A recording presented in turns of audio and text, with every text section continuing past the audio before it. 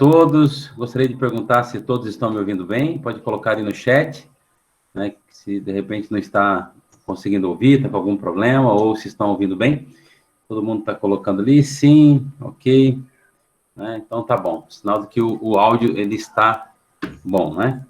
Eu vou compartilhar a tela aqui do computador também, para fazer uma apresentação. Então, assim que eu compartilhar a tela, eu não consigo mais visualizar as mensagens ali, né? Que depois eu te paro a apresentação e volto aqui para a gente poder conversar. Como é uma aula que eu quero, né, a participação aí de vocês, né? É muito bom poder participar, tirar dúvida, perguntar. Então, vocês podem, no meio da aula, pode interromper, não tem problema, tá?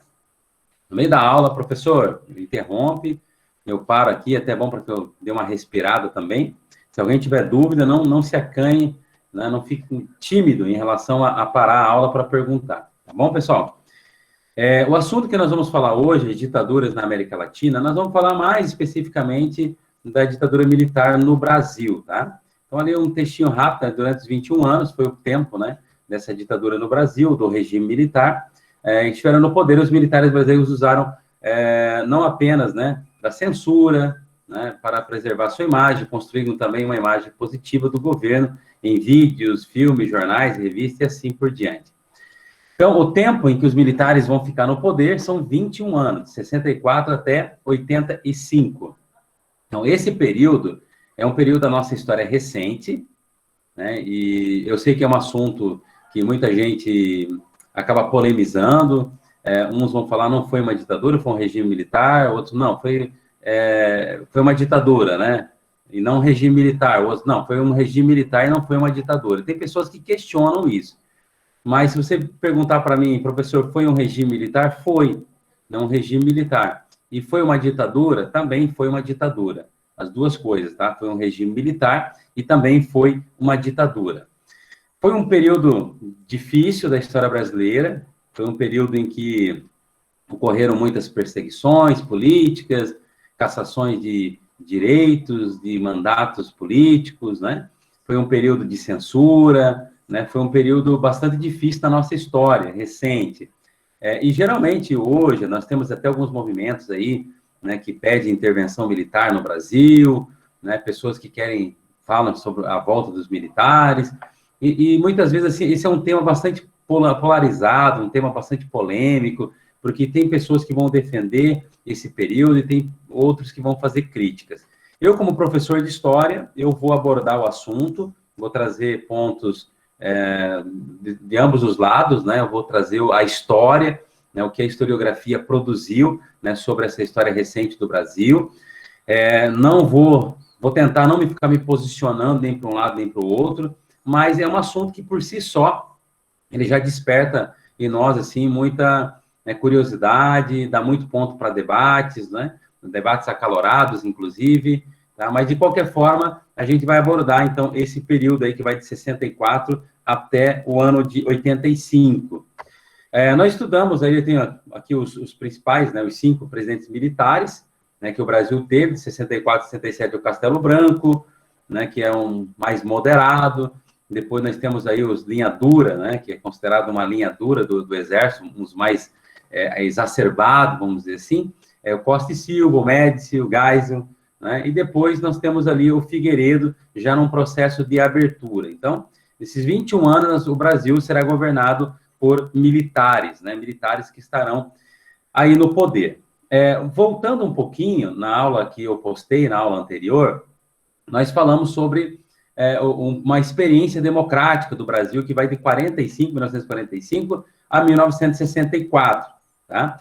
Então, nós falamos até um pouquinho sobre o Jango, que é o João Goulart, né, que foi o presidente nesse período aí, né, foi o último presidente desse período democrático, dessa experiência democrática. Falamos sobre as reformas de bases que ele queria fazer, inclusive a reforma agrária, a reforma educacional, a reforma bancária, uma série de reformas que acabou gerando um temor muito grande nas elites brasileiras, na classe média brasileira, de que ele fosse dar uma guinada para o comunismo, né? Então, existia uma preocupação, lembrando vocês que a partir da Segunda Guerra Mundial, o mundo vai se polarizar, né? O mundo se torna um ambiente bipolarizado. De um lado, nós temos o capitalismo, né, liderado aí pelos Estados Unidos, e do outro lado nós temos aí o socialismo. Então, existem essas duas forças no âmbito internacional que estão influenciando o mundo, inclusive o Brasil, a América Latina também. Então, muita gente na época ficou preocupado, né, que o Jango estaria dando uma guinada para o comunismo, até porque se falava em reforma agrária, expropriação de terras, né, falava uma série de reformas, inclusive ele mesmo se aproximando, né, mais da esquerda, por exemplo, dos movimentos sindicais, se aproximando do movimento estudantil, né? Ou seja, a gente percebe nos últimos dias ali do governo Jango, ele se aproximando mais das massas, das massas populares, e se afastando das elites e também tendo problemas com o Congresso. E aí nós temos aquele comício na Central do Brasil, que reúne mais de 300 mil pessoas, em que Jango discursa e fala a respeito das reformas. E depois, depois nós temos ali a passeata por Deus, né, com Deus pela família. Essa passeata é uma passeata que faz críticas ao Jango, né, e essa passeata, ela, de certa forma, acelerou esse golpe, né, civil-militar de 1964, né? Então, muita gente foi para a rua, conservadores, a classe média alta foi para a rua, preocupadas, né, que o Brasil viesse a dar uma guinada para o comunismo, né, pelo menos entendiam dessa forma. Então, os militares vão assumir o poder em 64, eu já falei isso na aula anterior, que não foi um golpe militar apenas, foi um golpe civil-militar, porque teve uma participação da classe média brasileira, teve uma participação dos partidos políticos, de alguns jornais, como, por exemplo, Folha de São Paulo, jornais O Globo, teve participação da OAB também, que é a Ordem dos Advogados do Brasil, né, participação, vamos dizer assim, ampla até, dos setores mais organizados da sociedade civil. Então, os militares entraram no poder. Então, em 64, nós vamos ter aqui o Castelo Branco, e vai até Figueiredo. O que acontece é que, em 64, todo mundo achava, né, que os militares assumiriam o poder e que seria, vamos dizer assim, de forma transitória, né, ficaria por um tempo, depois devolveria a ordem democrática, que seria uma retomada rápida. E isso não foi o que aconteceu. Os militares acabaram tomando gosto pelo poder e ficaram 21 anos, né, mais de 2 décadas no poder. Então, assim, se você perguntar, professor, foi golpe, não foi golpe? De certa forma foi sim, né? Houve a deposição ali de João Goulart, né, que acabou também, de certa forma, saindo do Brasil, indo embora do Brasil, foi se refugiar no Uruguai, mas houve sim um golpe militar, né, um golpe civil-militar, pelo menos os historiadores, né, entendem dessa forma, que não foi apenas um golpe militar, mas um golpe civil-militar. Muito bem, a gente vai falar um pouquinho, pessoal, das características aí dessa ditadura na América Latina, começando aqui pelo Brasil. Alguém quer fazer alguma pergunta no início? Alguém tem alguma dúvida, quer perguntar alguma coisa logo no início? Fica à vontade, pode abrir o microfone e pode perguntar. Alguém tem alguma dúvida? Alguém quer perguntar? Então, vamos lá, então. Já que ninguém quer perguntar, vamos continuar aqui. O regime militar, né? Então, as características do regime militar, desse período aí que nós vamos estudar, de 64 a 85. Livrar, né, o país do comunismo, então havia um temor muito grande em relação ao comunismo. Aí nós temos que lembrar que Cuba já havia, lá em 59, se não me engano a data, já havia vivido uma revolução comunista, a ilha lá de Fidel Castro, né, implantou o comunismo, bem próximo ali dos Estados Unidos, e os Estados Unidos tinham medo, né, que a América Latina viesse se tornar uma grande Cuba, né, que o comunismo se espalhasse pela América Latina. E o comunismo, o socialismo, como alguém queira falar, era uma ideologia que estava crescendo no mundo todo, na América Latina, na Europa, no mundo todo, né, é uma ideologia muito forte, né? Então, aqui no Brasil não era diferente, entre intelectuais, pensadores, né, pessoas que eram adeptos simpáticos ao comunismo. Então, o regime militar, ele queria o quê? Livrar o Brasil de uma ameaça comunista, né? Lembrando que o regime militar teve apoio dos Estados Unidos, né, que queria expurgar aqui da América Latina o comunismo, ou não queria que o comunismo se instalasse aqui na América Latina. Outra questão também, restabelecer a hierarquia, né, e a ordem, né, os militares, deixa eu só pontuar algo que eu considero importante, os militares, eles vêm de uma formação positivista. O positivismo é uma ideologia lá do século XIX, de Augusto Comte, uma ideologia que tinha no seu âmago, né, essa questão da ordem. Inclusive, um dos lemas positivistas é amor, ordem e progresso. Inclusive, na nossa bandeira nós temos lá ordem e progresso, mas o lema todo é amor, ordem e progresso. Amor por princípio, ordem por meio e progresso por fim. Então, os militares, eles foram formados nessa concepção positivista, né, de que tem que se estabelecer a ordem, né, de que tem que existir um governo tecnocrata, um governo, né, dirigido por intelectuais, por técnicos.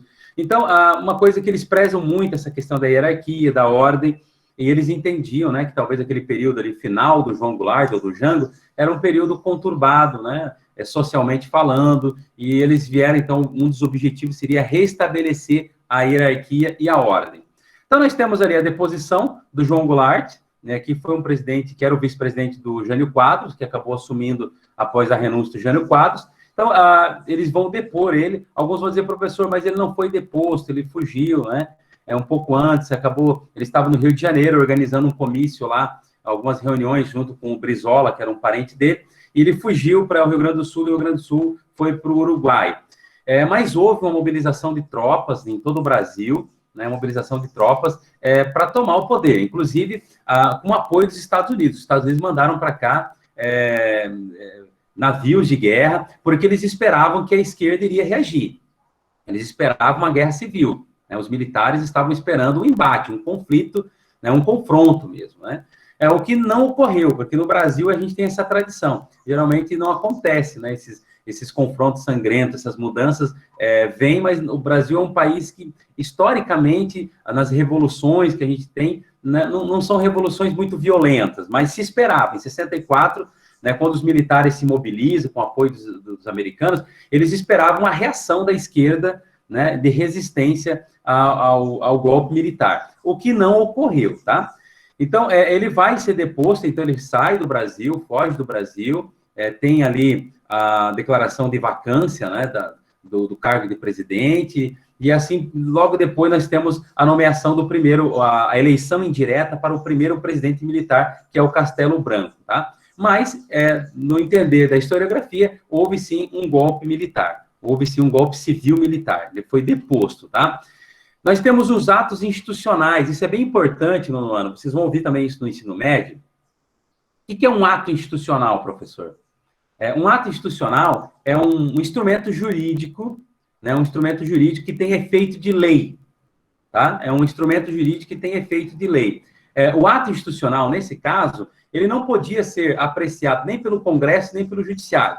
Então, ninguém poderia questionar esse ato institucional. Então, ele tinha efeito de lei imediato e não poderia ser apreciado. Hoje, por exemplo, o presidente da República, ele emite lá um decreto, ele pode, né, emitir um decreto, só que em 6 meses o Congresso ele precisa analisar esse decreto. Se o Congresso hoje não analisar o decreto em 6 meses, o decreto perde validade.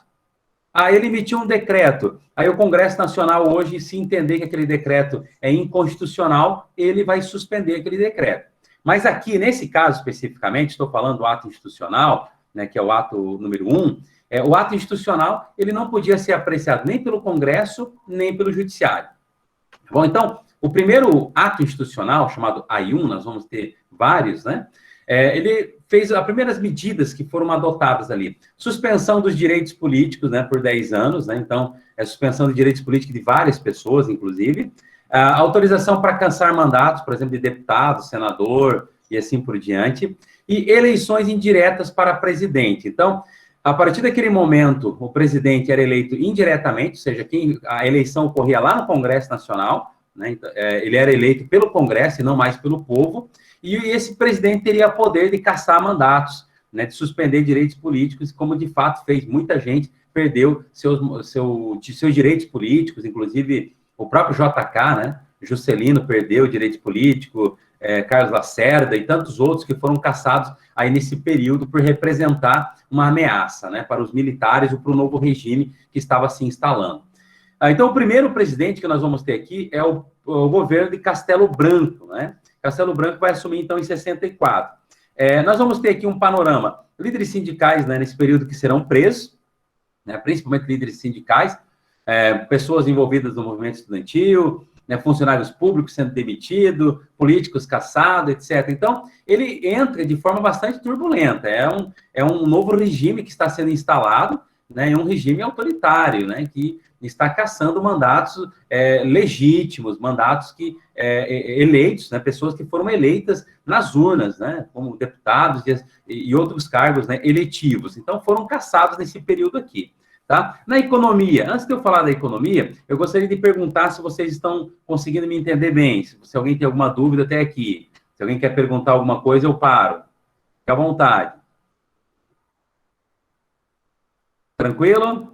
Alguma dúvida? Tá de boa, com o professor explicando melhor.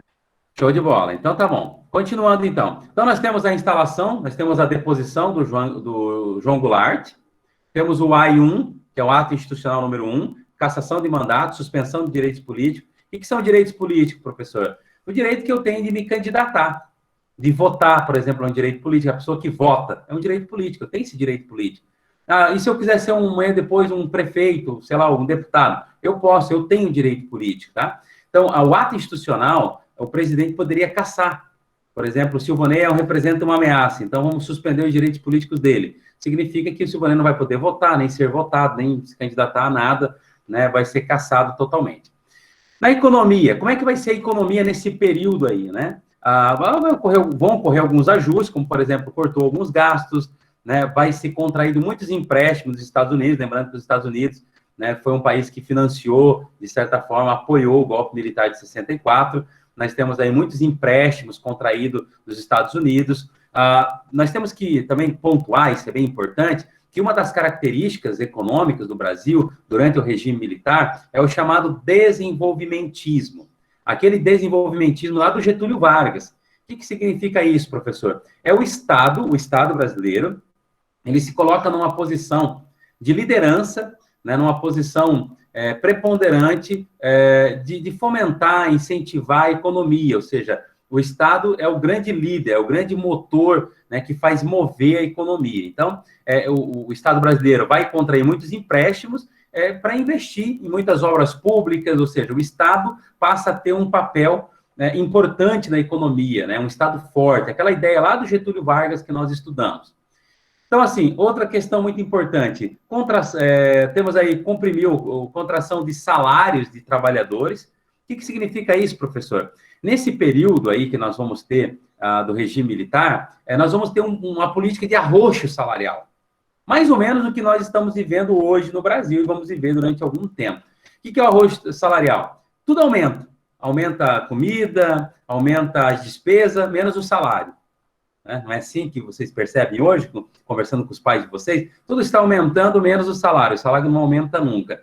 Isso faz com que o teu poder de compra diminua, porque se tudo está inflacionando, se você vai no mercado e está pagando todo mês mais caro nos produtos que você compra, na cesta básica, e o teu salário não aumenta, significa que você está perdendo o poder de compra. Então, lá no regime militar, nós temos uma política de arroxo salarial, uma política que comprime, né, os salários, né, e foi muito ruim para o trabalhador. Algo que é bem importante também salientarmos, que no regime militar, nós vamos ter um grande crescimento da economia, eu vou falar um pouquinho depois sobre isso, mas esse crescimento econômico não repartiu riqueza, né? O Brasil crescia economicamente, mas a riqueza ficava concentrada na mão de poucos, na mão do capital estrangeiro, na mão do grande capital nacional, e isso não vinha para as pessoas. Então, o Brasil, a gente vê isso historicamente, é um país de desigualdade social. É um país onde o rico é muito rico e o pobre é muito pobre. Há uma diferença social enorme no Brasil, né? Isso começou nesse período que nós chamamos de regime militar ou ditadura militar. Tá? Então, outra questão que também foi eliminada. Havia uma lei no Brasil que dizia o seguinte: 10 anos você trabalhando numa empresa, você ganhava estabilidade. É mais ou menos como acontece com o servidor público. O servidor público presta um concurso, ele passa no concurso, fica 3 anos, que é o chamado estágio probatório, depois de 3 anos ele tem estabilidade. Significa o quê, professor? Significa que ele não vai ganhar conta por nenhum motivo, a não ser que ele cometa um crime, a não ser que ele cometa um crime, uma infração, e aí ele tem que ser julgado por uma comissão, né? Eu esqueci o nome exatamente aqui, por uma comissão, né, que vai julgar ele, ou por de repente, um processo judicial, ele pode perder a estabilidade. Mas por outro motivo, ele não perde a sua estabilidade. Mas antes, no Brasil, o trabalhador com 10 anos numa empresa, ele era estável. Ele não podia ser mandado embora, ele ganhava estabilidade. Então, eles tiraram a estabilidade, mas criaram o chamado FGTS, os pais de vocês vão saber dizer, que é o Fundo de Garantia por Tempo de Serviço. Então, hoje, por exemplo, fica 2, 3 anos numa empresa, né, a empresa vai pagando todo mês ali 8% ou 9% de FGTS sobre o teu salário.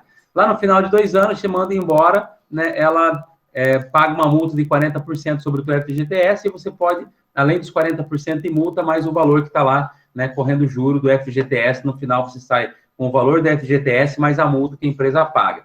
Então, foi criado durante o regime militar. O governo endurece. Então, aqui, ó, principalmente a partir de 68, né, eu vou falar um pouquinho depois, nós temos um endurecimento do regime, né? O ato institucional número 2, ó, ele vai extinguir os partidos políticos, né? Ele chama de pluripartidarismo.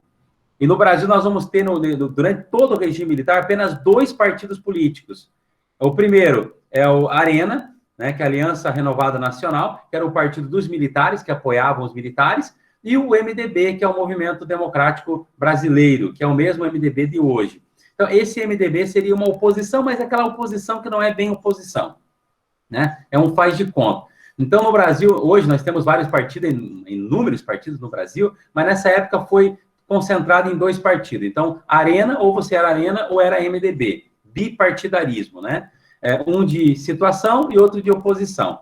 E aí, na sequência, nós temos ali, ó, ato institucional número 3, número 4, nós temos também a lei de imprensa, e aqui, daqui para frente, gente, nós vamos começar a perceber, principalmente a partir de 68, um endurecimento muito grande em relação a esse período aí do regime militar, tá? Um endurecimento muito ferrenho. Com a criação da lei da imprensa, que começou a censurar jornais. Então, qualquer jornal que falasse mal do governo, criticasse o governo, era fechado, né? O jornalista poderia ser preso, né? Levado para os porões lá da ditadura e ser torturado, né? Foi criada a Lei de Segurança Nacional, né? Em que criava uma série de organismos, né? Que depois eu vou falar um pouquinho, que controlavam a vida das pessoas, né? Controlavam, né? Qualquer pessoa que representasse uma ameaça ao regime ou fizesse qualquer crítica aos militares.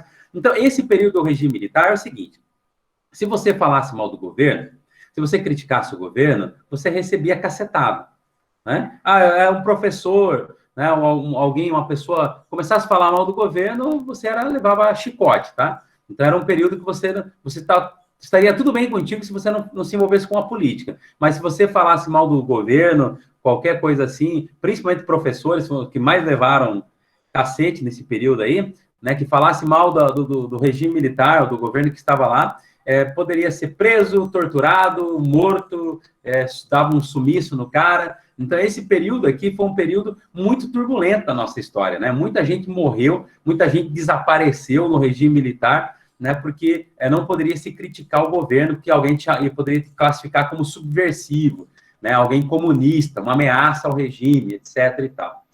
Então, assim, nós temos a ascensão do Costa e Silva, né? Em 67 ali, né? 68, então, o Costa e Silva vai ser considerado da linha dura, né, um dos caras mais ferrenhos aí. Então, nesse período aí nós temos grupos de resistência, nós temos passeatas, inclusive a passeata dos 100 mil, que é uma passeata que vai acontecer pedindo a volta da democracia no Brasil, né? Há um crescimento da luta armada também, que eu vou falar um pouquinho depois, há um crescimento da luta armada no Brasil, né, porque percebe que os militares não querem sair do poder. E se a gente for olhar o discurso do Castelo Branco, quando ele entrou, ele mesmo no discurso, ele deixa bem claro que ele ia ficar ali 2 anos, no máximo em 66 ali, né, o poder voltaria para o civil, né? Mas os militares tomaram gosto. Então, dentro do exército, existia uma linha mais moderada, que era representada pelo Castelo Branco, e uma linha mais dura, né, uma linha mais radical, representada ali pelo Costa e Silva, que queriam se manter no poder, que queria continuar endurecendo o regime, censurando, perseguindo opositores, etc. e tal. Então, em 67, vai chegar ao poder, vai assumir o poder, o Costa e Silva, que é mais radical ainda. Então, o período começa a endurecer mais. Aí nós temos o chamado AI-5. O AI-5 foi o pior ato institucional, e aqui começa, de fato, uma ditadura ferrenha no Brasil, né? Primeiro, nós temos o fechamento do Congresso Nacional. Então, o Congresso Nacional é fechado. Então, a partir dali, o governo começa a governar só por atos institucionais, não tem mais Congresso, fecha partido, caça político, muitos políticos são presos, muitos políticos são deportados, são exilados ou mandados para fora do Brasil. Então, foi um período, inclusive, em que foi suspenso chamado habeas corpus. Deixa eu perguntar para vocês, o que vocês entendem por habeas corpus? Alguém sabe me dizer o que é habeas corpus? Abre o microfone aí. Ou pode colocar no chat aí para mim. Alguém sabe o que é habeas corpus? Alguém tem ideia do que é habeas corpus? Igor, sabe, Igor? Já ouviu falar? Calma aí, repete, o que é? Habeas corpus. Tenho nem Já ouviu ideia. falar? Ah, o cara Não. pediu habeas corpus, o ministro deu habeas corpus para o fulano. Nunca ouviu isso? Não. Não? Não. Não. Então tá, eu vou Professor. explicar. Oi, pode falar. É uma ação judicial, né? Com. É um- Calma, deixa eu lembrar certinho. Eu sei mais ou menos. É ali falar. Mas eu sei mais ou menos, tá ligado? Ó, alguém já foi na internet e já buscou aqui a resposta, né? Ação judicial com o objetivo de proteger o direito e liberdade de locomoção, né? Lesado ou ameaçado por abuso de autoridade, né? Então aqui, ó, pessoal, eu vou explicar para vocês. Porque, de repente, o professor está falando latim aqui. E, de fato, é latim. Habeas corpus é uma palavra latina. Habeas corpus é o seguinte, ó. Se a polícia, alguma autoridade prende você, prendeu você lá, né? Só que é uma prisão arbitrária, uma prisão sem base, prendeu por prender. Você não estava cometendo crime, não estava fazendo nada de errado, simplesmente o cara não gostou, olhou para tua cara e não gostou, ele é uma autoridade, ele é um policial, diz para você, tu tá preso. E aí, como é que faz, né? No Brasil existe o habeas corpus. Você pode escrever do teu próprio punho e mandar lá para o judiciário, né, pedindo, dizendo assim, ó, que houve um abuso de autoridade, que a tua prisão é uma prisão ilegal, que não tem fundamentação jurídica, etc. e tal. E o juiz vai apreciar ali e vai dizer, não, pode mandar soltar o cara, eu vou dar um habeas corpus para ele, porque a prisão é ilegal, né, não tem base jurídica essa prisão. Então, o habeas corpus, numa democracia, é muito importante, vocês não têm noção. Né? Se você for preso ilegalmente, você pode fazer um pedido de habeas corpus. Pede ao advogado, ó, eu gostaria que você pedisse um habeas corpus, porque é uma prisão uma prisão ilegal, eu fui preso sem dever, não tem motivo nenhum, não existe prova, nem indício, nem suspeita, nem nada. Tanto é que no Brasil hoje, você pode ser preso preventivamente, mas a prisão preventiva ela tem um tempo, se não me engano é 30 dias. Você pode ser preso temporariamente se você representar uma ameaça para alguma vítima, né? Mas existem situações bem peculiares no nosso direito em que você pode ser preso. Professor, em que situação você pode ser preso? Depois de transitado em julgado, né? Depois que o juiz deu a sentença lá, você teve direito a defesa, a ampla defesa e o contraditório, aí o juiz sacramentou a tua sentença, tu é culpado, tu vai para a cadeia. Mas antes disso, não. Então, assim, ó, no Brasil, deixa eu só salientar aqui, no Brasil, você só pode ser preso através do chamado processo, após instalado o devido processo legal. Ninguém vai ser preso sem o chamado devido processo legal. Ninguém pode ir para a cadeia sem ter um processo, sem ele ter condição de se defender. Mesmo que ele não possa pagar um advogado, o Estado tem que dar um advogado para ele. Então, o habeas corpus, ele é um instrumento jurídico que te garante liberdade, te dá liberdade. Você não vai ser preso por qualquer motivo, por qualquer razão, por arbitrariedade de uma autoridade que olha para você e vai dizer, eu vou te prender.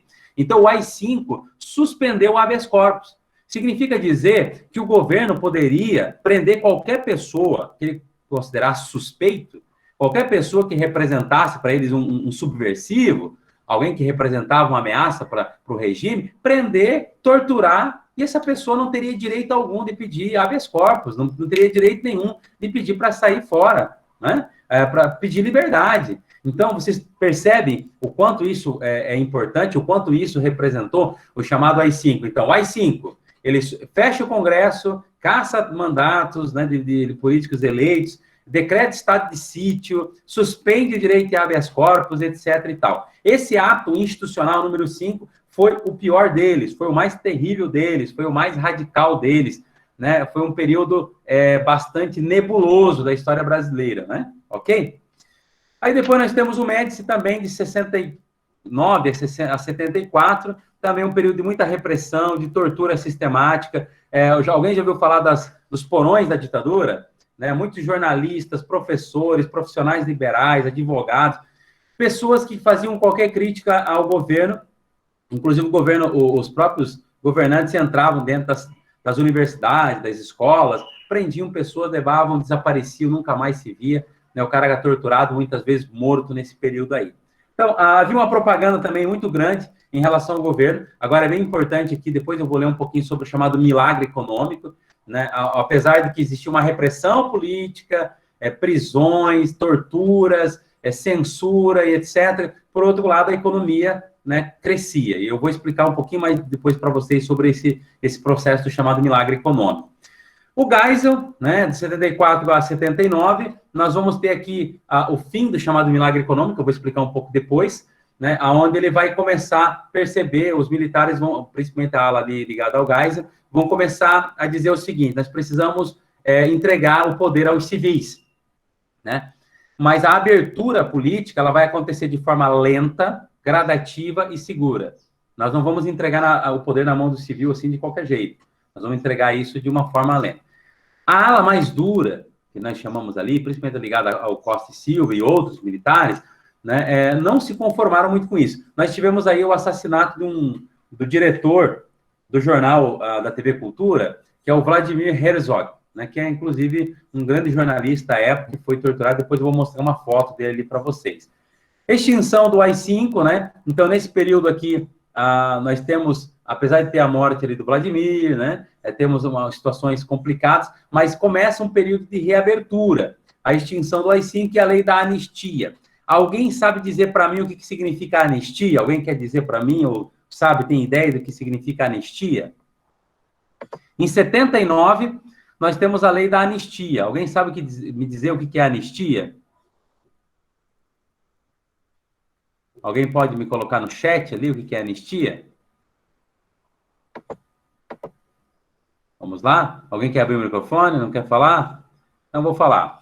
Então, a anistia, pessoal, é perdão, né? Então, nesse período final, nós estamos falando de 79, o regime vai mudar totalmente em 85, então 6 anos depois. Então, está havendo uma abertura lenta, gradativa e segura na visão dos militares, né? Mas nós temos aqui a lei da anistia, acho que é 79. Essa lei da anistia, ela dizia o seguinte: ela perdoava, né, todos os considerados subversivos, né, do regime militar, aquelas pessoas que foram vítimas de tortura, que foram perseguidas e tal, elas poderiam voltar para o Brasil. Muita gente, que nem o Fernando Henrique Cardoso e muitos outros que estavam fora do Brasil, que foram exilados, puderam voltar com a chamada lei da anistia.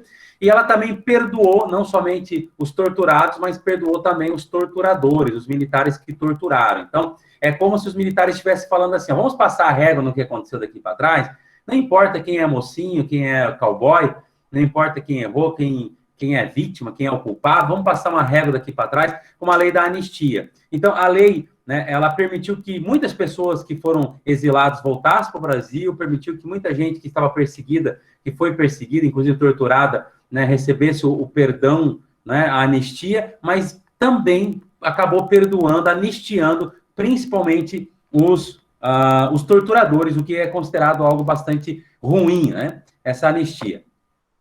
Os órgãos da ditadura militar, nós temos aqui o CNI, né, que é o Serviço Nacional de Informação, temos o DOPS, que é as Delegacias de Ordem Política e Social, temos o DOI-CODE, que é o Departamento de Operação de Informações, e tem aqui o Centro de Operações de Defesa Interna. Esses são os órgãos aqui.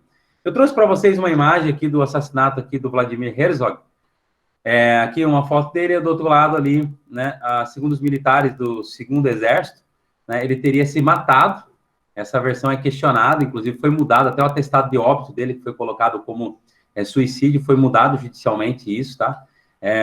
Ele teria se enforcado com o próprio cinto, né, o que ninguém concorda, né, todo mundo, é óbvio ali, segundo a historiografia, que houve um assassinato, e tentaram simular um suicídio, né? Esse assassinato ali provocou muitos protestos, né? Muitos protestos contra os militares nesse período aí. Então, isso é um dos poucos exemplos, né? Nós temos vários outros exemplos de pessoas que foram torturadas aí durante o regime militar. O milagre econômico, eu disse para vocês ali, ó, o chamado milagre econômico brasileiro nesse período aí, principalmente do governo Médici, o Brasil chegou a crescer 11%, é mais ou menos o que crescia a China há um pouco tempo atrás. Só para vocês dar uma olhadinha nessa tabela aqui, ó, em 68 o Brasil crescia 3,8 aqui, né? E depois chegou aqui a 12,6, um crescimento bastante grande, né? O PIB, desculpa, aqui na primeira parte, 14%. Olha só o PIB, né? O Brasil cresceu muito nesse período aí, do chamado milagre econômico. O que explica esse milagre econômico, né? Primeiro ali, nesse período de 61 a 73, a economia mundial crescia muito, né? Principalmente a economia americana, a alemã e japonesa, algumas economias mundiais cresciam muito, então isso acabou também favorecendo o crescimento do Brasil, mas principalmente o investimento, né, de empresas americanas, a entrada de muitas empresas americanas no Brasil, né, que acabaram vindo para cá, principalmente empresas ligadas aos chamados bens duráveis, eletrodomésticos e automóveis também que vieram nesse período para o Brasil. Então, a classe média, né, começou a comprar, então foi um período que o Brasil cresceu de uma forma nunca antes vista, né? Houve um crescimento econômico bastante significativo aí também, né? Apesar do arroxo salarial, mas o Brasil cresceu economicamente nesse período aí, tá bom? Vamos um pouquinho para frente, falar um pouquinho para a gente encerrar já aqui, né? A luta armada aqui no Brasil. Nós temos a luta armada, porque é bem importante falar isso, porque houve luta armada no Brasil, houve organizações que se mobilizaram, né, pegarem armas para lutar contra os militares. Nós temos aqui a ANL, o ALN, né, que é a Ação Libertadora Nacional, nós temos a VPR, né, do Carlos Lamarca, nós temos o MR8, né, ou seja, vários partidos, inclusive o partido, o PCB, que é o Partido Comunista Brasileiro, eles acreditavam o seguinte, que para chegar ao poder, eles deveriam chegar se aliando à burguesia. Então, o Partido Comunista Brasileiro, eles queriam chegar ao poder, mas não de forma violenta, não pelas armas, enquanto que a ALN, a VPR e o MR8, eles queriam chegar no poder pelas armas, né? A luta armada começa antes do golpe militar de 64. Na década de 60, já existia a luta armada no Brasil, já existiam movimentos que estavam treinando, alguns iam treinar em Cuba, vieram para cá, porque esse grupo eram grupos marxistas, era um grupo socialista, e eles queriam, sim, implantar um socialismo no Brasil, tá? Esse grupo, da luta armada, queria implantar um socialismo no Brasil, né? Criticavam via legal para se chegar a implantar o socialismo no Brasil, né? Defendiam princípios marxistas, leninistas, né? Queriam uma revolução, né, proletariado no Brasil, queriam, sim, uma ditadura proletariado. Então, é bem importante que a gente fale isso, que a luta armada no Brasil, eles pegarem armas, eram contra os militares, né, teve confronto, inclusive com muitas mortes, eles praticavam, inclusive, assaltos a bancos, né, sequestro, como foi o sequestro ali na imagem, vocês estão vendo o embaixador americano, esse embaixador americano, Charles Burke, né, foi sequestrado, né, por um movimento, né, por o pessoal da luta armada, e com isso eles conseguiram trocar por 15 prisioneiros, né, que faziam parte do grupo, né, pelo embaixador americano. Então, assim, é importante que se fale que essa luta armada, ela aderiu a várias formas de confronto, né, ela aderiu, como eu disse, ela tomou em armas, houve assalto a bancos, confrontaram com o próprio exército mesmo, né, foram para vias de fato, né, e eles queriam, sim, implantar uma ditadura do proletariado, um socialismo no Brasil, né, acreditavam que que eles eram um grupo de vanguarda, de elite, né, que guiaria as massas no Brasil, né, rumo a uma revolução proletariado, uma revolução socialista, aquela que a gente estudou, né, lá em 1917 na Rússia, né, então eles queriam isso aqui no Brasil. Então, de um lado, nós temos uma radicalização do governo militar, principalmente através do AI-5, do outro lado, nós também temos uma radicalização da luta armada, né, nós vamos ter a Operação Bandeirantes, né, e outras operações militares que vão combater, né, a luta armada no Brasil. Eu paro aqui, né, porque como a gente fala muito, de repente a gente vai perdendo alguma coisa, eu gostaria de chamar vocês ali para saber se alguém tem alguma dúvida, alguém quer fazer alguma pergunta. Alguém quer fazer alguma pergunta? Quer abrir o microfone? Fica à vontade, pessoal. Eu até poderia falar ali sobre a ditadura no Chile e na Argentina, mas vai ficar muito longo o vídeo. Eu não quero me delongar muito, tá? Mas, basicamente, ali, em linhas gerais, é isso, tá? Alguém ficou alguma dúvida, alguma coisa que não entendeu? Vamos lá, pessoal, abrindo o microfone aí. Alguém tem alguma dúvida? Alguém quer perguntar alguma coisa? Quer saber alguma coisa? Tá tranquilo? Não? Tudo em ordem? Podemos encerrar nossa aula aqui? Tá tudo bem explicado, tudo ótimo, ok? Esse é um assunto que vocês vão debater muito. Muita gente fala, mas tem que voltar ao regime militar, voltar aos militares e tal. Aqui a gente está dando uma base para vocês, né, do assunto. É claro que o assunto é muito amplo, a aula é muito curta para a gente falar de tudo. Mas, basicamente, é isso, tá? A gente vai ter em linhas gerais, né, do que é o regime militar. Alguma dúvida? Posso encerrar a aula? Deixa eu parar a gravação aqui. Deixa eu interromper a gravação. Professor. Sim.